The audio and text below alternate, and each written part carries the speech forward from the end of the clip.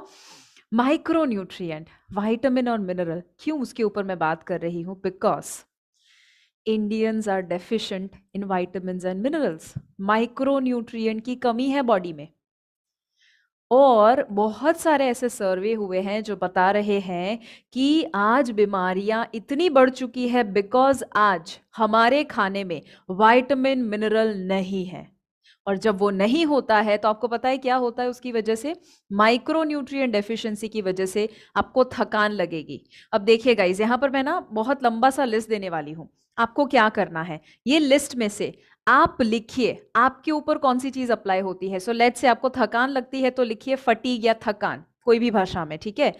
जो आपके ऊपर अप्लाई होता है मैं चाहती हूं वो आप लिखे, और फिर एट द एंड मुझे टोटल नंबर बताना है। यहां पर मैं कुछ आपको 20 चीजें बताऊंगी, उसमें से आपके ऊपर 5, 3, 10, 20 कितने अप्लाई होते हैं वो लिखना है। Ready? So first is fatigue, आपको थकान लगेगी, इसका मतलब है बॉडी में विटामिन मिनरल की कमी है। दूसरा, एनीमिया, यानी कि आपका हीमोग्लोबिन डाउन रहता है, आपका ब्लड, कोई ना कोई ब्लड डिसऑर्डर है। जैसे मुझे था थैलेसेमिया माइनर, तो मेरे बॉडी में बहुत अलग अलग कमी थी। मेरा विटामिन D3 था, मेरा आयरन बहुत लो था, हीमोग्लोबिन was 7-8, सो मेरे बॉडी में डेफिशिएंसीज थी।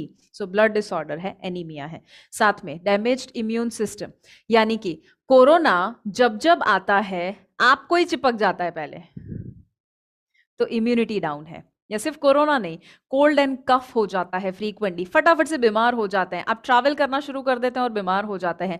कोई बाहर का खाना ऐसा खा लिया कि जो बाकी किसी को तो कुछ नहीं हुआ बट आपको अचानक से डायरिया हो जाता है। सो दैट मीन्स कि आपका बॉडी फाइट नहीं कर सकता है और इसीलिए इम्यूनिटी डैमेज्ड है, ठीक है। सो वो लिखिए अगर आपके ऊपर अप्लाई होता है। मेंटल क्लैरिटी नहीं रहती, मतलब कि डिसीजन नहीं ले सकते हैं आप, आपका फोकस नहीं रहता है, मेमोरी लॉस हो जाता है, चीजों को रख के आप फिर भूल जाते हैं, रिकवरी बहुत कम होती है, यानी कहीं पर आपको चोट आ जाए उसको, उसके घाव को भरने के लिए बहुत वक्त लग जाता है। स्किन डिसऑर्डर्स, आपको एक्ने, ड्राई स्किन, रिंकल्स जल्दी आ जाना, एक्जिमा, सोराइसिस और पिगमेंटेशन, डार्क सर्कल, ये सभी का मतलब है micronutrient deficiency. Brain development damaged है, या नर्वस सिस्टम, ब्रेन डेवलपमेंट आजू बाजू पूछिए, हाँ खुद ना लिखिएगा, खुद को पता नहीं होगा अगर ब्रेन डैमेज्ड है। हैम्पर्ड नर्वस सिस्टम, अगर आपका नर्वस सिस्टम यानी पल्पिटेशन होता है, आपको थोड़ा सा वाइब्रेशन होता है, so that means nervous system थोड़ा सा डैमेज हुआ है। या क्रेविंग्स अननेसेसरी होते रहते हैं, या तो बहुत भूख लगती है या तो बिल्कुल भूख नहीं लगती है।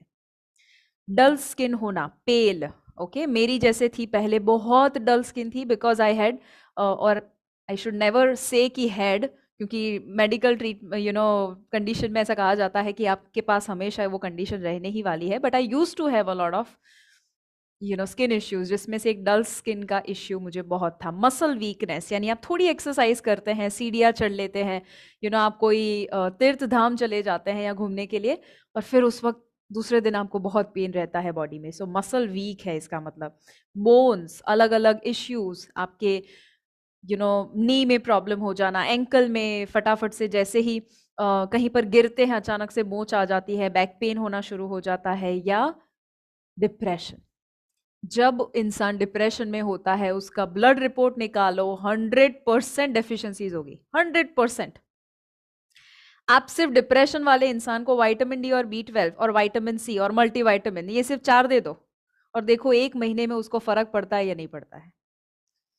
पड़ेगा ही पड़ेगा। मेरे पास इतने सारे केसेस आते हैं डिप्रेशन के, मैं ये नहीं कहती कि सिर्फ उससे फर्क पड़ेगा, और भी बहुत सारी चीजें हैं जो करनी पड़ती है, बट हाँ जब उसका सपोर्ट मिल जाता है न्यूट्रिएंट का, तो रिकवरी बहुत फास्ट हो जाती है even out of depression.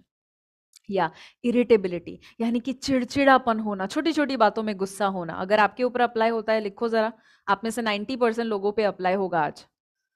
Poor absorption of other nutrients, यानी कि आपका खाना जो है उसमें से न्यूट्रिशन बराबर एब्जॉर्ब नहीं हो पाता है। प्रेगनेंसी में प्रॉब्लम आता है, जो आज ऑलमोस्ट हर दूसरी फीमेल को कहीं ना कहीं इश्यू है। Hair loss, again a common problem, hair loss का मतलब है डेफिशिएंसी है। Digestion issues, constipation, diarrhoea, gas, bloating, acidity. Menstrual issues, period delay हो जाना, बहुत ज्यादा फ्लो होना, एंडोमेट्रियोसिस होना, एडिनोमायोसिस, ये सारे कुछ कॉम्प्लिकेटेड मेंस्ट्रुअल इश्यूज है। बट बहुत एक्सेसिव पेन रहना, या बहुत क्रैम्प आना, वो भी सारे नॉर्मल इश्यू है जो आज लोग फेस करते हैं। या कंसंट्रेशन की कमी होना, और आखिरी है पुअर स्लीप, नींद ना आना, इसका मतलब भी डेफिशिएंसी है। Wow, so I have share 22 different deficiency symptoms. मुझे आप ये बताइए इसमें से कितने पॉइंट अप्लाई होते हैं? 5, 4, 3, 10, 12? ओके, सो 13, 10 यहाँ पर लिख रहे हैं, 9 लिख रहे हैं, कोई 11 कोई लिख रहा है, 3, 7, 12, 21। Great, amazing, I am really happy. आप ऑनेस्टली सभी शेयर कर रहे हैं। जैसे यहाँ पर श्वेता कुमारी जी ने शेयर किया है यूट्यूब पर, that all points good, very good. So इसका मतलब क्या है? आप सही जगह पर है। आपको पता है कि आपके बॉडी में अगर अवेयरनेस आया है कि ओके इतने प्रॉब्लम है और ये प्रॉब्लम का जड़ क्या है, माइक्रोन्यूट्रिएंट डेफिशिएंसी है, तो अब आपको पता है कौन सी दिशा में मेहनत करनी। ओके, सो हमारे शरीर में जो भी अभी तकलीफ है उसके लिए एक शब्द मैं आपको देना चाहती हूं, जो आपका एक पावरफुल शब्द है, और वो क्या है? माइक्रोन्यूट्रिएंट्स। गाइस, क्या है? माइक्रोन्यूट्रिएंट। तो कल हमने नया शब्द सीखा था, न्यूट्रिएंट, राइट? कैलोरी को छोड़ना है, आपको न्यूट्रिएंट को पकड़ना है। आज मैं आपको बता रही हूं, न्यूट्रिएंट को छोड़ो, सिर्फ एक शब्द को पकड़ो, माइक्रोन्यूट्रिएंट। और माइक्रोन्यूट्रिएंट मतलब क्या?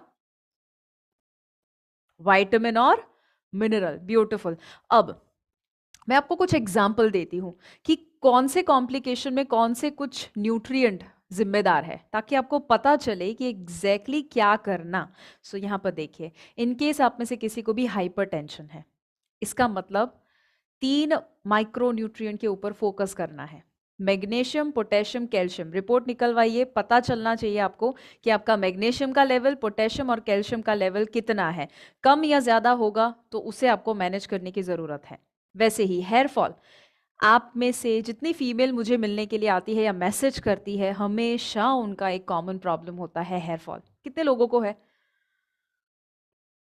सी, look at this, almost all the females और even the males are raising hand, right? तो आज बहुत कॉमन हो चुका है। सो हेयर फॉल जो है उसके लिए iron, zinc, selenium, vitamin A, B और ई, ये 5 या 6 बहुत ही जरूरी है। सो 3 विटामिन है और 3 मिनरल है, जो आपके बॉडी में कमी होगी, इसीलिए आपको हेयर फॉल का इश्यू आ सकता है। ओके, ये पांचों जरूरी है। साथ में थायराइड इश्यू अगर किसी को भी है, सो उन लोगों को आयोडीन, सिलेनियम और जिंक, ये तीनों को मैनेज करना है। कोई ज्यादा होगा, कोई कम होगा। ओके, सिलेनियम कम होगा, जिंक कम होगा। जॉइंट हेल्थ, ये तो आप बता सकते हैं। मुझे बताइए, नी में प्रॉब्लम होता है या बैक में, स्पाइन में कहीं इश्यू होता है, आपके डॉक्टर आपको कौन सा रिपोर्ट निकलवाने को बोलते हैं? कौन सा विटामिन? हाँ, जितने लोगों को यहाँ पर बैक पेन, स्पाइन का इश्यू है, कितने लोगों को है? जॉइंट का, स्पाइन का issue? Yes, many of you, I can see almost 50% hand raises on Zoom. So जिन लोगों को है, पहले आपको ये पता होना चाहिए कि विटामिन डी कितना है। जितने लोगों को बैक पेन, नी पेन होता है, 90% लोगों का विटामिन डी कम ही होगा, इफ नॉट मोर। दूसरा है B12। यस, और तीसरा है कैल्शियम, जो डी के ऊपर डिपेंडेंट है। विटामिन डी कम होगा तो कैल्शियम एब्जॉर्ब नहीं होगा। और विटामिन सी। सो ये 4 विटामिन जरूरी है आपके लिए। रिपोर्ट निकलवा कर देखना है कि कमी अगर है तो उसे आप पूरा कीजिए।